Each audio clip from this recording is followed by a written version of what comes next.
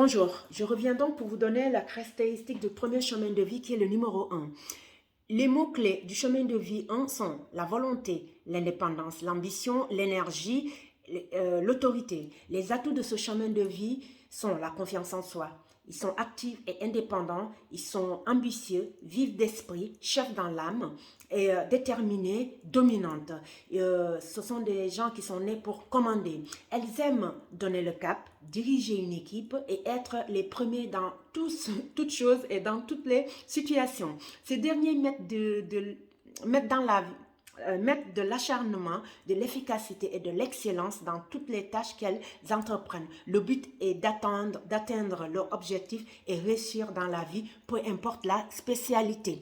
Voilà, ils ajoutent à une confiance en elles inébranlable, une détermination hors norme, le charme, le sens de la communication, la persuasion et l'enthousiasme pour accéder au poste de commandement. Bien sûr qu'ils ont des faiblesses parce que l'ambition et la réussite sont le carburant parfois au détriment des amitiés et de l'amour. C'est dommage.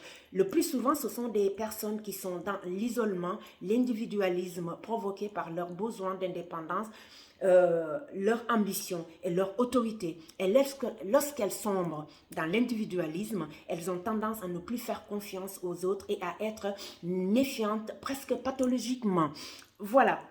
N'aimant pas avoir des comptes à rendre, cela peut les amener à se couper des autres si elles exigent beaucoup d'elles-mêmes.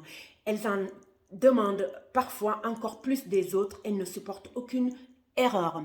Voilà, d'apparence froide, ce sont des sensibles qui se cachent derrière une façade rude, voire brutale, qui ne peut être franchie qu'avec beaucoup de patience et d'abnégation.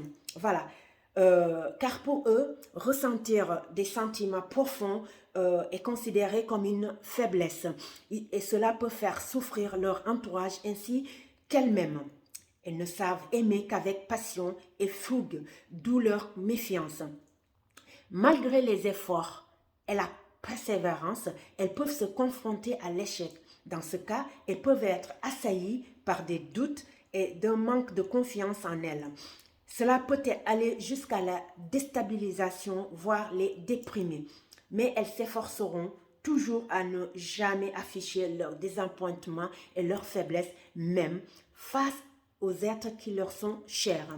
Si je peux conclure et donner un petit conseil, je vous dirais qu'il faut travailler à trouver l'équilibre dans tout, car je suis persuadée que c'est très fatigant de vouloir être toujours le premier dans tout. Merci, à tout à l'heure pour d'autres chemins de vie. À tout à l'heure.